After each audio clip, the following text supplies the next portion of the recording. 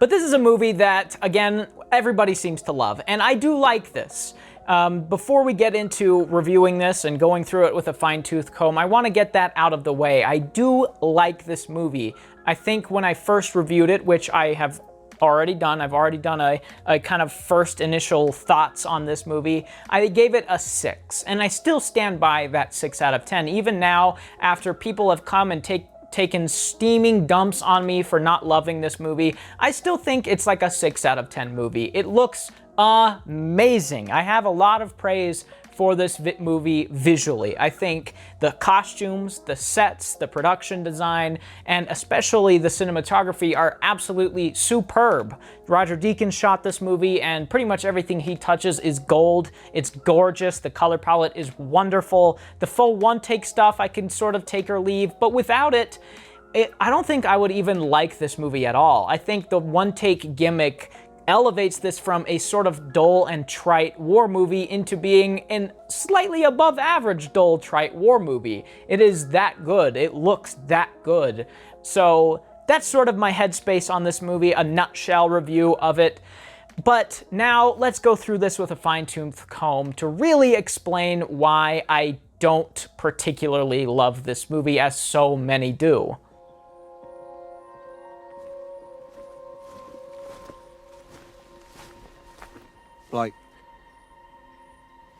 To start off, I will say I love the way this movie opens. I think it perfectly captures this war in nothing but its visuals. We open with our main characters, Schofield and Blake, sleeping on this tree next to this serene field. They are then woken up and they descend into the infamous World War I trenches. I think this may be the best example of visual storytelling in this movie. You've got these two guys that are sleeping on this tree in this nice field, and it looks really lush and beautiful, and then they're woken up abruptly, and they literally descend into these trenches, and slowly as they're walking, it just gets like more and more and more disgusting, gross, and grim. It goes from a green, beautiful field to some soldiers laying around to some cooks and some people shaving hair, and then it's just like mud, and they go into this disgusting trench where everybody in it probably has trench foot.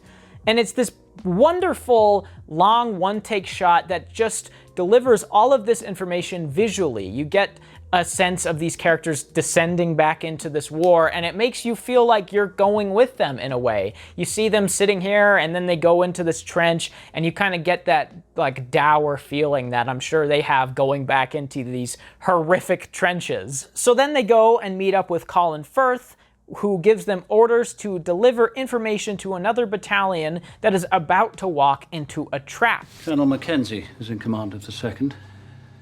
He sent word yesterday morning he was going after the retreating Germans.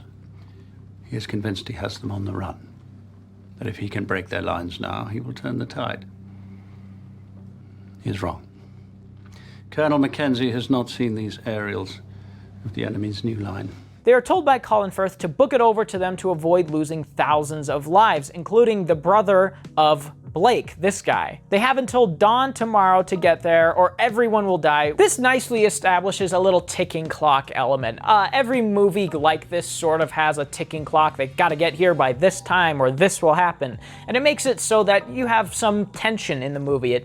It creates a clock in the back of the audience's mind to constantly be thinking about, like, oh, they're making a pit stop, but will they have time? And it's a nice little way of creating tension from very little. And I like that element. Up until this point, there's nothing I dislike about this movie. I think it opens exactly how I would want it to open and exactly how it should open structurally. I think it's perfectly done. This first 10 minutes or so is like just perfect. The best this movie is, honestly. Then it sort of takes a bit of a dive when this stupid action music kicks on. Let's talk about this for a minute. Why?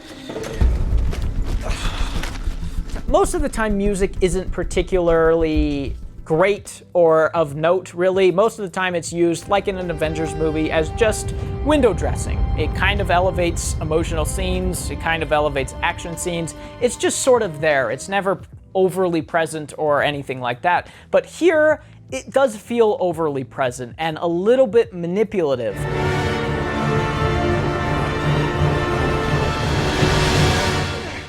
When music is not great, it stands out like a sore thumb, much like most sound design in a movie. When sound design is particularly awesome, you don't notice it. But when it's bad, you really do notice it. And that's what the music feels like to me in this movie.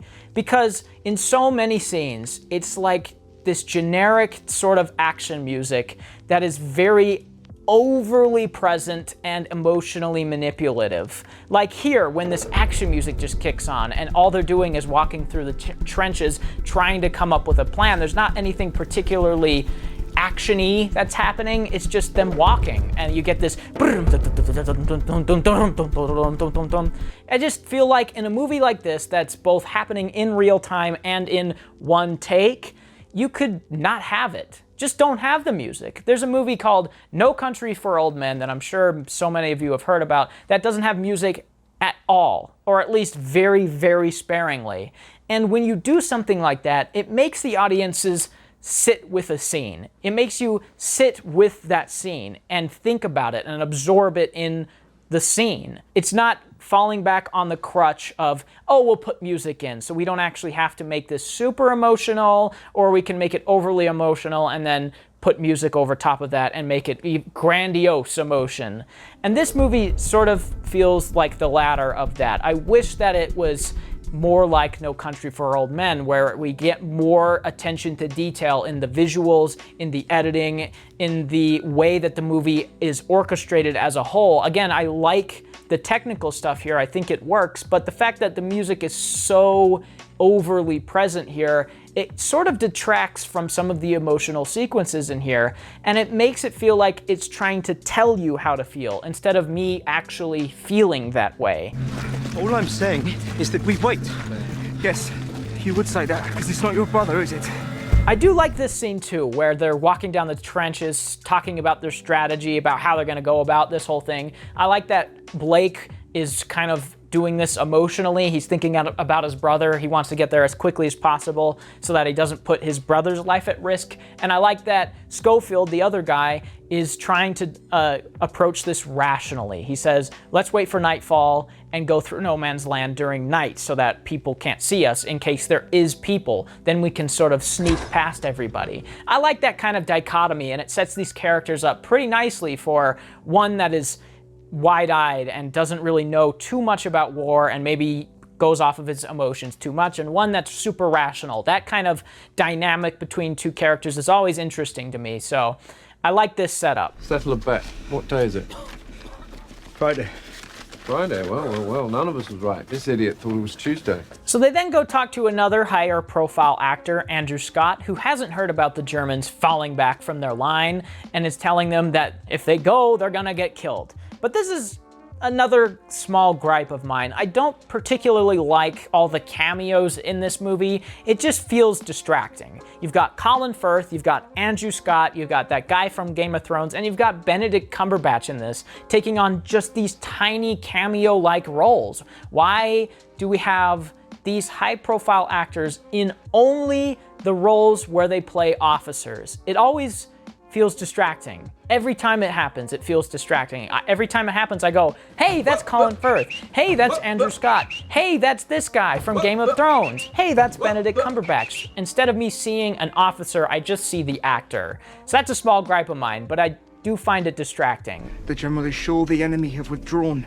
There are aerials of the new line that... Shut up. We fought and died over every inch of this place. Now they suddenly give us miles. It's a trap. Andrew Scott tells them they're going to get killed, but reluctantly lets them vault over the trench wall right after giving them a flare to shoot up if they make it to the German trench, which is another great little sequence. Even though we as an audience already know the Germans are gone, so there's very little tension, and the music kind of ruins it, I still particularly enjoy this. We get to see that's no man's land, which is a nice visually interesting place with dead horses, barbed wire, gross mud everywhere, and dead guys that get hands stuck inside of them. It's a nice little sequence. But this brings me to one of my bigger points that I have about this movie and that I'll be talking about more going forward, and that is its realism. So many people have talked about 1917's realism. So many people believe that it is a super realistic take on a World War I movie, and personally, I don't think that it is, and I don't ever really feel that way going forward. And it kind of is kicked off by this sequence where Schofield is holding this barbed wire, and then he gets this nasty cut on his hand. He gets stuck by the barbed wire. And immediately after he gets stuck by this barbed wire, he falls in this little trench, and then he's bumped, and his hand goes directly into a decaying corpse, which seems like both tetanus waiting to happen and a horrible, horrible infection waiting to happen. But after this point, that's not addressed. The hand is never really mentioned again. For me, who was going into this movie thinking, okay, I know it's a one take, and I know that they're not going to just get to their destination with no issues, I thought, okay, he's got this nasty cut on his hand, and he's going to need to actually go and get this medically stitched up or bandaged or something, which will detract from the time they are spending on this journey, which will make the ticking clock go a little bit faster. I thought that's what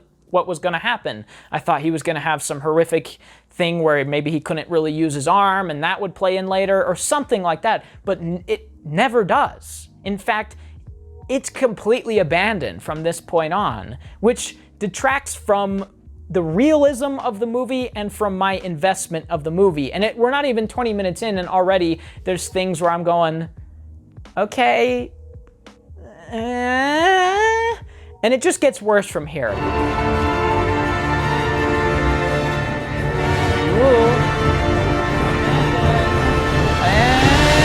oh yeah, the Germans are gone. We knew that. What was the point of this melodramatic music? We knew they were gone.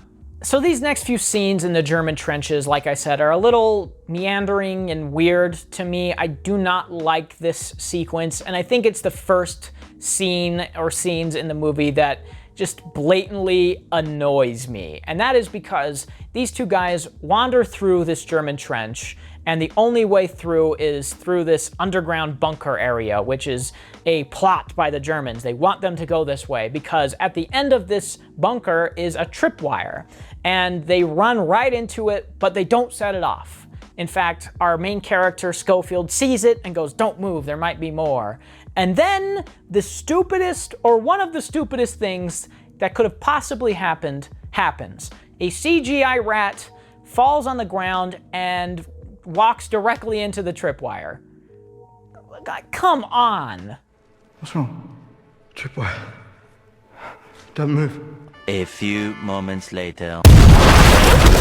This is the point of the movie, initially, as well as my repeat viewing, where I started to be less absorbed by the world that this movie was creating, and I started to see the strings of the script. It started to become very transparent to me, because the characters in movies I like have agency. They make decisions, and they're rewarded or they pay the consequences for their decisions.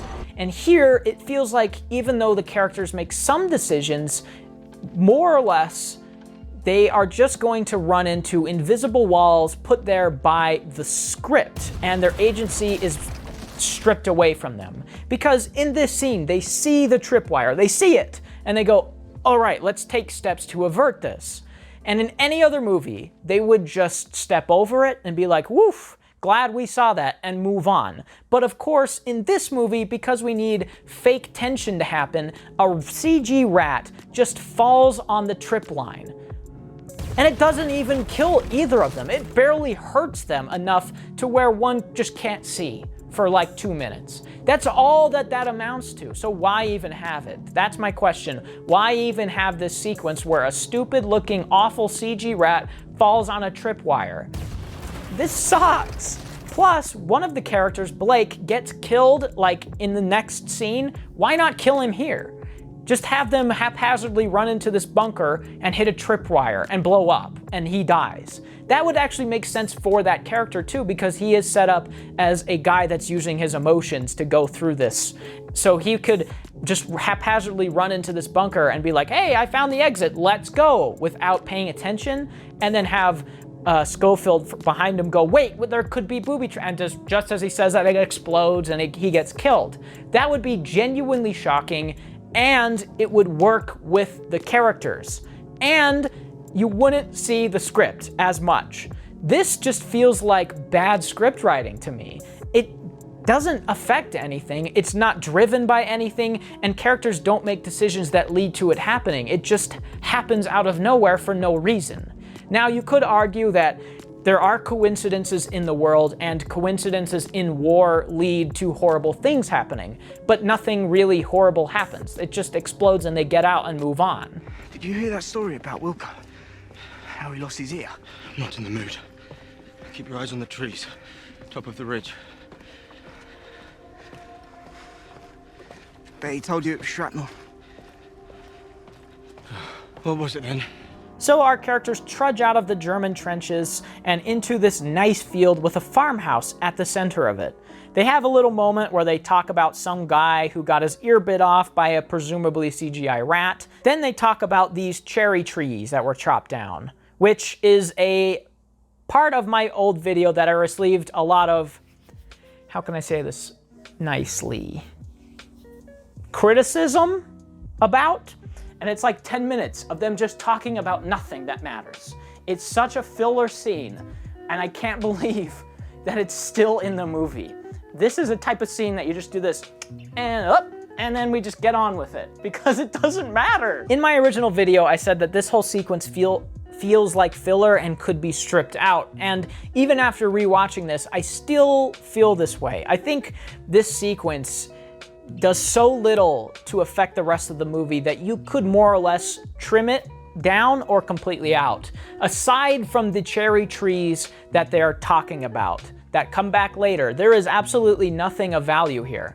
Now, people said it's not filler, it's realistic, they're just talking. But after I almost got blown up in a German trench and I have crucial information I have to deliver to the front lines of an army, I'm not sure I would have a silly story about a guy whose ear got bitten off to talk about. I feel like the more realistic thing would be for these two to just be walking in silence. Just walking. I've been on plenty of weekend or week-long hiking trips where the majority of it is just walking in dead silence. There's times when you just stop talking, and this movie feels like it can't help but have two characters in a scene talking to each other. There's very little times when two characters are in the same scene and they aren't talking to each other.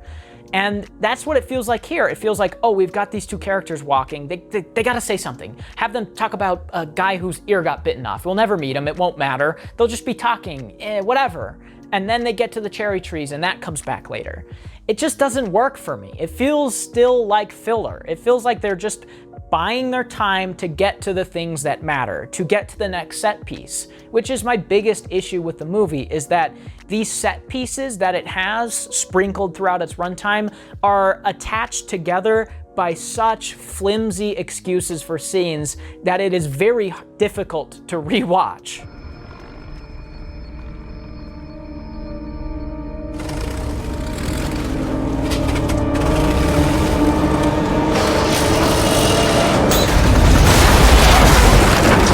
Then the movie moves on to the next set piece, this farmhouse. They find this abandoned farmhouse in the middle of nowhere where they also find a bucket of milk that has been out for who knows how long and is still somehow good to drink. More realism, I guess, I don't know. So now a German fighter gets shot down and coincidentally crash lands right in front of these two guys, where they make the immeasurably poor decision of pulling this German out of the airplane. Hey, remember how you guys are in a world war fighting these dudes? You don't think it's a dumb idea to pull one of these guys that you're fighting against out of an airplane where he could potentially, I don't know, stab you? I could understand if Blake wanted to rescue this guy, again, because he's an emotional, wide-eyed young dude, but Schofield goes along with this too. So there goes the rational character. He's just as dumb as Blake. Both of them pull him out of the airplane. They don't even have a moment where they even think about it. Don't you want to have a second where you're like, this is a German dude. Should we help him? He could kill us, but letting a man burn to death, it's kind of horrible to watch. So let's talk about it for a second. But they don't. They don't have a second to think about it. They immediately just go and pull him out of the airplane, and then he immediately stabs them. No, no, no!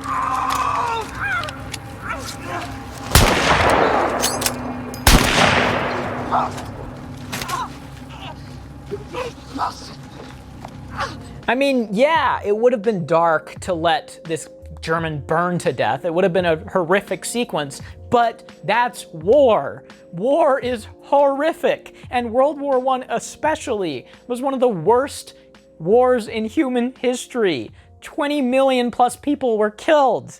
This is a horrifying event, and yet it feels so sanitized. It feels so safe. There's nothing particularly dark that happens in this, or horrifying, or even disturbing or gross at all. The first scene in Saving Private Ryan is some of the most shocking, gruesome sequences in any war movie. And yet the most crazy thing that happens in this is that a German stabs a guy in the stomach. Like, come on. I want to see something dark in a war movie. I want to see people burn alive. I know that sounds horrible, but I want things to just make sense. This is war. It's not sanitized. It's not pretty. It's not nice for people to go to a movie theater and watch. It's horrific. So why not have something horrific happen? Oh yeah, well, a guy got stabbed and he died in front of his friend. That's pretty horrifying. Yeah, but they made the stupidest decision ever that led that to happen. So it's not even a good, horrifying moment. It's not horrifying, it's just stupid. You all right, mate? Hey, it's all right. It's okay. Come on, help him. Now that that rant's over, let's jump into another one, because right after Blake is killed, these guys pop out of nowhere. No car noises, no soldiers talking, no noise at all. They're just there now. Oh, gee, thanks for moving me over here so that Mark Strong's boots can cinematically walk into the frame. Why did you move him? Why? What?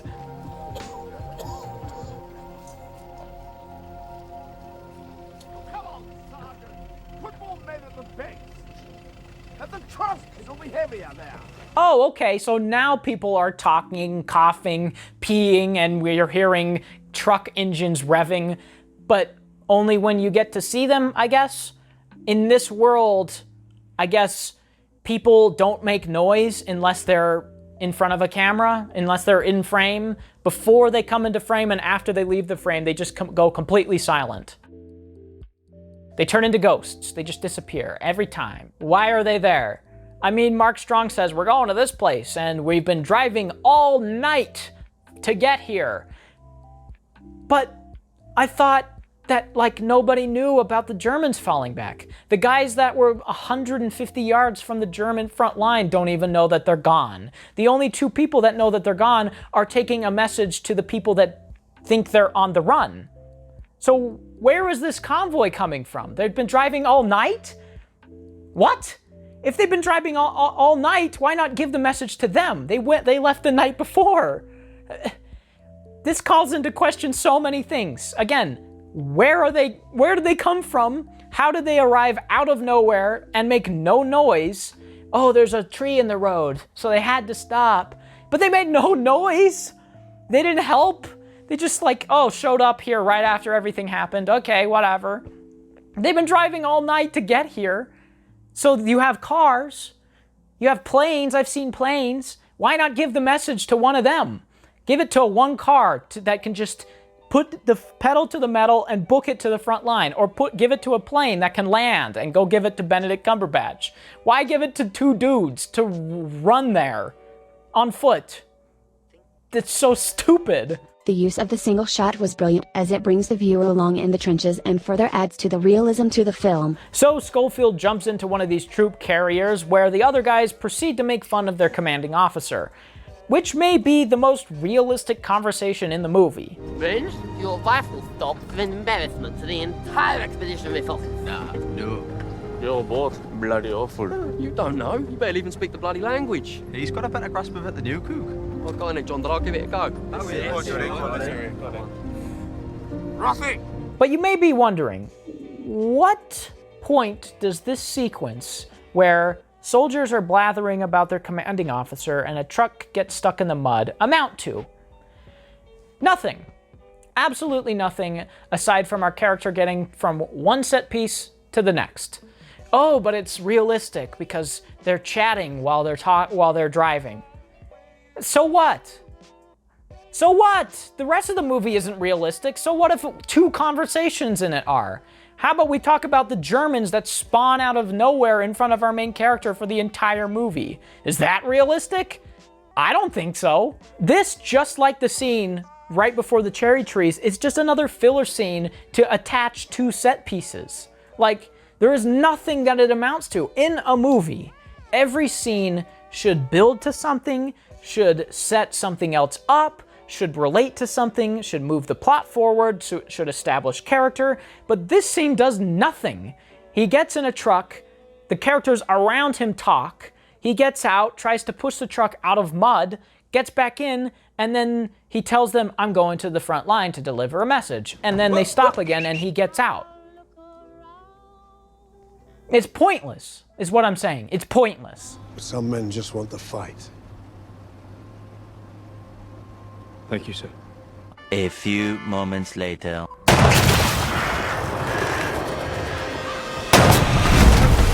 So Schofield jumps out of the car, and in less than 1 minute, he is being shot at by a German in this decrepit house.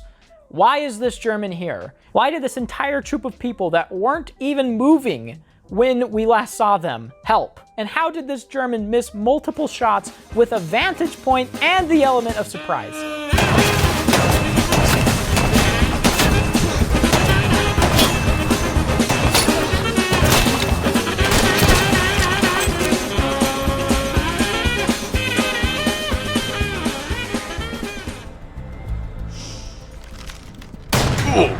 None of it makes any sense. And it's another scene that I start to wonder what the point is until...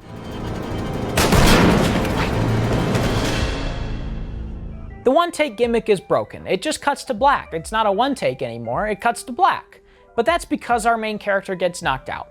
And the point of this scene is basically nothing other than to move the ticking clock forward a little bit, to make it so that he is on more of a time crunch, even though he's been saying nothing but that since the start. Even when Mark Strong offered to take him an extra the detour of 6 miles in the truck, and he said, no, I don't have the time. But he gets knocked out, and yet he still has the time. It's pretty clear that they're just like, oh, we accidentally sent him forward with too much time. What are we gonna do now? Just knock him out. Just knock him out. That'll take a couple hours off, and it'll be a little bit more intense that since he has to get there at the last second. I don't know. I mean, this is such a simple fix. If you wanted to have this be a one-take movie, don't have him get knocked out. Have the guys go later. Or give them the information that they have to run to this front line at sunset, because they have to get to this front line led by Benedict Cumberbatch by dawn. They have to get there by dawn, or his entire troop will go out and get slaughtered by the Germans who have planted this trap. So why not give them the information later in the day? That's such an easy fix. You just write it different. You just say, instead of exterior midday, you write exterior sunset. And then you have less time for the main characters. That's it. That's all you have to do. Or, alternatively, like Schofield wanted to do, we should at least wait until it's dark, so that they can be sneaky. But they don't. They just knock him out. And that shaves the time off, artificially.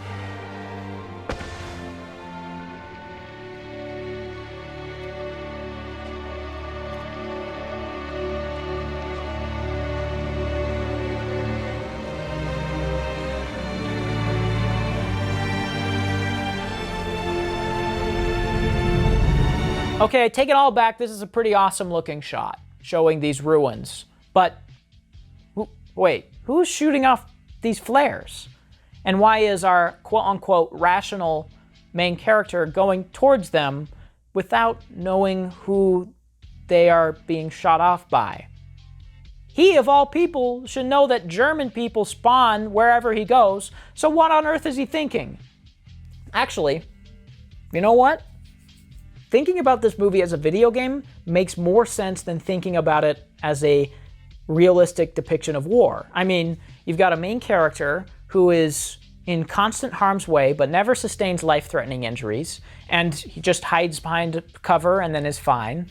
people or Germans spawn right in front of him at all times throughout the entire movie. And it's just a series of set pieces stitched together by cutscenes. This is a video game.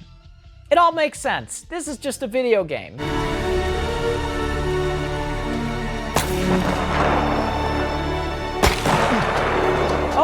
Yep, look at that. Looks like I was right about the Germans spawning out of nowhere. They're the ones firing the flares. Who would have thought? Yes, this sequence is cheesy and stupid, but man, it looks great. This burning building, the color palette, it looks fantastic, really. Can't enjoy that for too long though, because another German spawns in front of our main character and runs in close with a long-range weapon.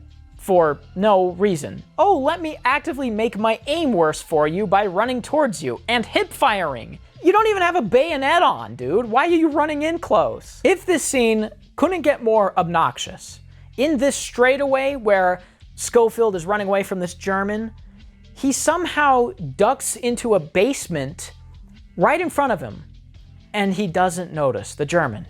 He falls over and somehow doesn't notice Schofield ducking into a basement. How'd you not notice that?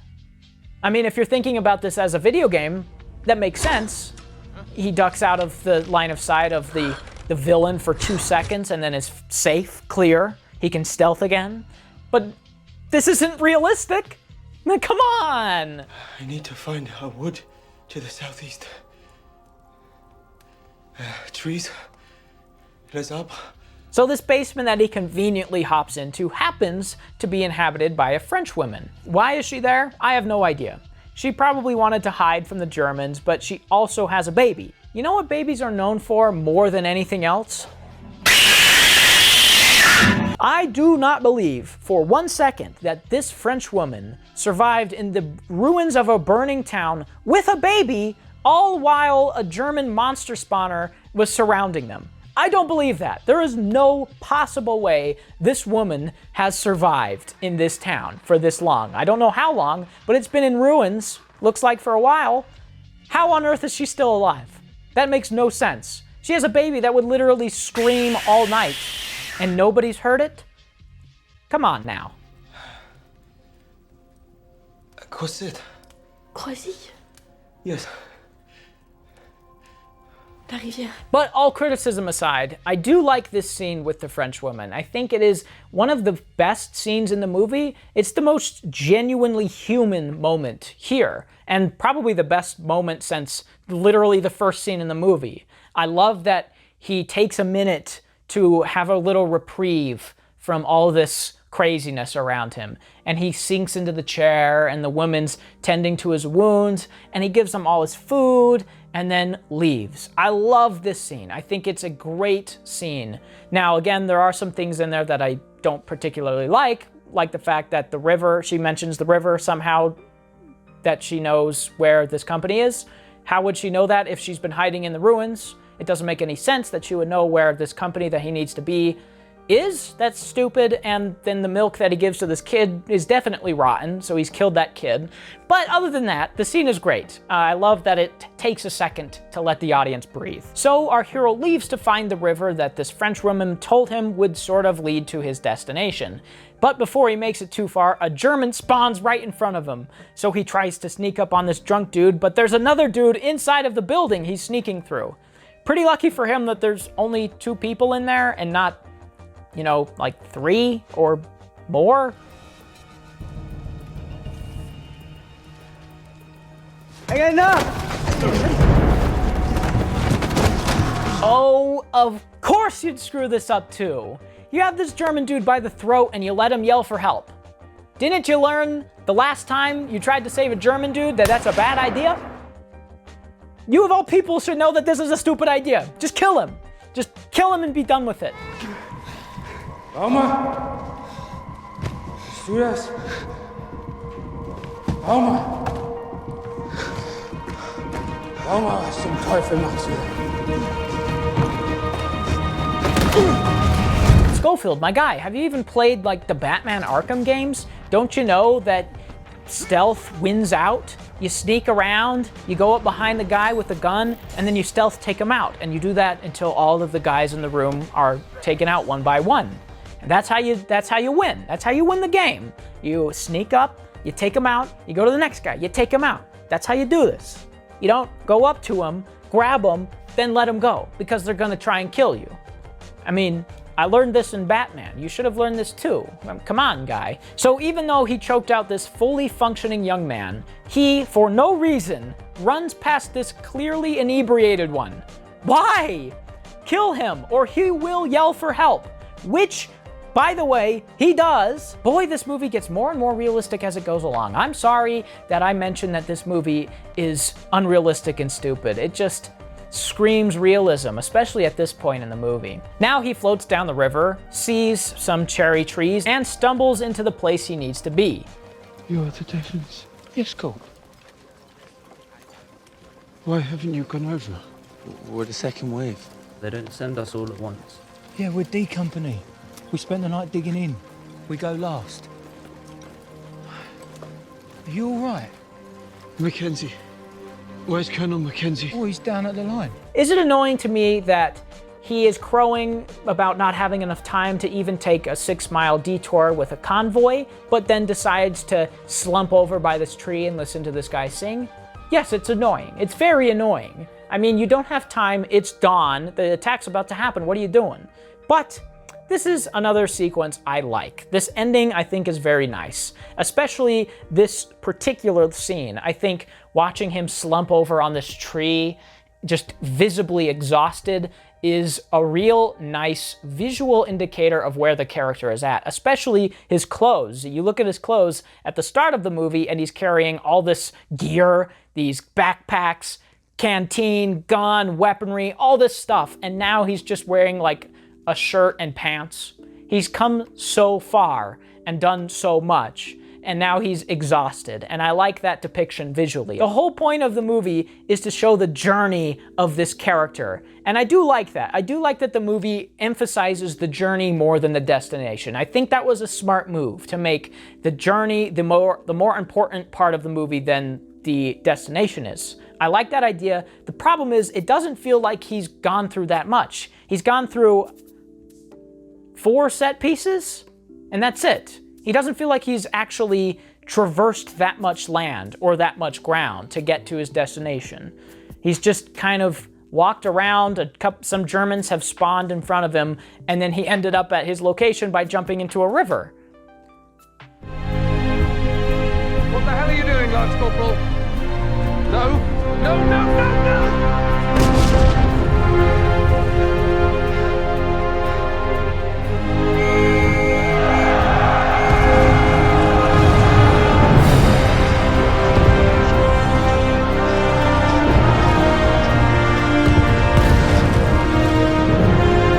This whole ending is really good too. He's sprinting through these fields as bullets are taking out guys, explosions are going off all over the place, and he's barreling into people as he runs. It's both one of the nicer and more annoying sequences in the movie. Now, of course I have issues with it, but I do like that he's sprinting through this field and he's just like ramming into these extras, which is very clearly not coordinated. He's running as fast as he can, and these other people are running as fast as they can, so inevitably he's gonna run into one or two. And I like that. I like that they kept that in. He's just like hitting people. But the problem is, it feels very PG-13. When I saw this in the trailer, which this scene is plastered over the marketing because it's one of the best looking scenes in the movie, it doesn't feel like it's rated R. Much like the rest of this movie. This movie is rated R, and yet there's hardly any swearing, there's little to no violence, and there's little to no graphic, gruesome imagery. It's very sterilized. It's very clean. It's very PG-13. Without the couple F words, this would get a PG-13 rating, and this scene exemplifies that to the max. You see people like falling over in the background of this shot, but without blood spurts. It just looks like they're falling over. It's like comical. It looks like they just trip and then die because there's no blood. And then there's these huge explosions, and there's no limbs flying off, people aren't being torn to bits. Like, this is all gruesome stuff I'm talking about, but that's, again, that's war. This is what war is. People get torn apart. People have blood spraying out of them when they get shot multiple times. But in this, it's just like, oh, we'll just have people fall over, and that's how we know they're shot. It just looks like they tripped, but they're shot. And when an explosion goes off next to them, they'll just kind of throw themselves onto the ground, and that's how we'll show it. It just feels too polished. It feels too mainstream. If you wanted to have a realistic war movie, this isn't the type of scene I would expect to see from it. It just feels like a PG-13 mainstream movie. They want you to attack. Read the letter.